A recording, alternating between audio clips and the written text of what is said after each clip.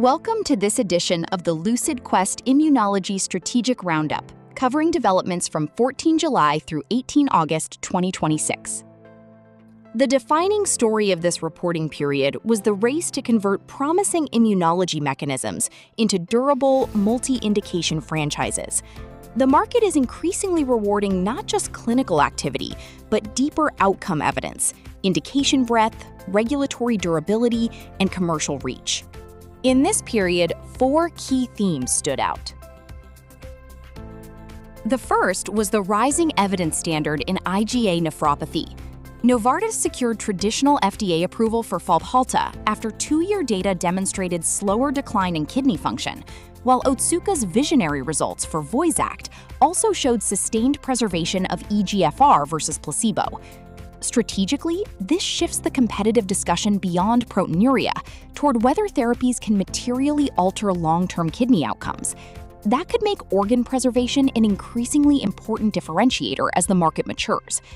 What remains uncertain is how complement and APRIL inhibition will ultimately be positioned, including sequencing, patient selection, and any potential role for combinations.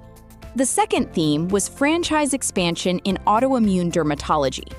RINVOQ's European approvals in non-segmental vitiligo and severe alopecia areata demonstrate how an established immune mechanism can move into diseases with historically limited systemic options. The strategic advantage is reuse. Existing clinical, regulatory, safety, and commercial capabilities can support expansion into adjacent indications. But biological portability does not guarantee commercial portability. Reimbursement, safety perceptions, treatment duration, and competing mechanisms will determine whether these approvals translate into broader systemic treatment markets. The third theme was M&A focused on future indication optionality. Argenx's proposed acquisition of Forte Biosciences and Biogen's acquisition of RayThera illustrate growing interest in mechanisms that could support multiple development programs, rather than a single lead indication. This can increase the strategic value of early human validation, but it also concentrates risk around whether one biological thesis translates across diseases. FB102's celiac disease data and future indication choices will therefore be important tests of the CD122 platform thesis, while RayThera's earlier stage programs remain less validated. The fourth theme was market access durability. Alpha Sigma's planned acquisition of Nordic Pharma highlights the strategic value of acquiring established products, specialist capabilities, and commercial infrastructure across multiple markets. Tavneos illustrates the opposite dynamic. Differentiated biology can rapidly lose commercial value when regulatory access disappears. Together, these developments show that franchise building requires companies both to establish market access and defend it over time.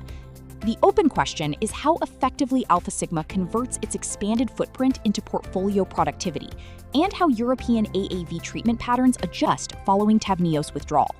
Looking ahead, we will be watching VOYXACT's regulatory path and the evolving differentiation of IgAN therapies, FB102's next clinical proof point, systemic adoption of RINVOQ in vitiligo and alopecia areata, and how AAV demand redistributes in Europe. The key takeaway is that immunology competition is shifting from mechanism selection toward franchise conversion. Long-term advantage will depend on whether promising biology can be translated into durable clinical evidence, multiple indications, regulatory confidence, and sustainable market access. Thank you for joining this edition of the Lucid Quest Strategic Roundup. For more healthcare market intelligence and strategic analysis, visit www.lqventures.com.